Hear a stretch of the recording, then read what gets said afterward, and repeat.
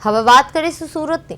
સુરતમાં નાયબ મુખ્યમંત્રીની ઉદ્યોગ જગતની મુલાકાત બાદ સમગ્ર વહીવટી તંત્ર એલર્ટ મોડ પર આવી ગયું છે।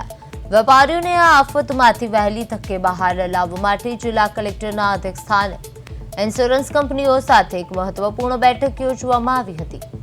આ બેઠકમાં ઇન્સ્યોરન્સ કંપનીઓને સ્પષ્ટ સૂચના આપવામાં આવી છે કે પૂરથી પ્રભાવિત વેપારીઓના ઇન્સ્યોરન્સ ક્લેમ ઓછામાં ઓછી અડચણો સાથે અત્યંત ઝડપથી સેટલ કરવામાં આવે।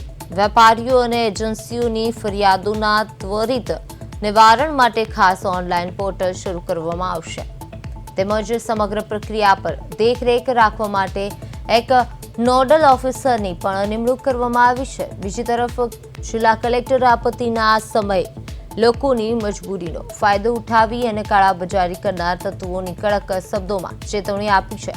તેમણે જણાવ્યું છે કે જો કોઈ દુકાનદાર વધુ ભાવ વસૂલતો પકડાશે તો તેની સામે સખત કાયદાકીય પગલાં લેવાશે।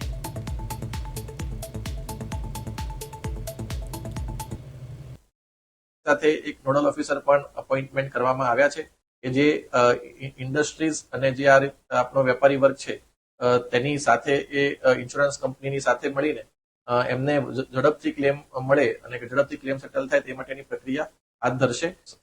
કેટલીક જગ્યાએ રિપેરિંગ શોપ્સ હોય કે પછી અનાજની દુકાનો હોય ત્યાં ઘણો બધો ભાવ લોકો પાસેથી લેવામાં આવી રહ્યો છે।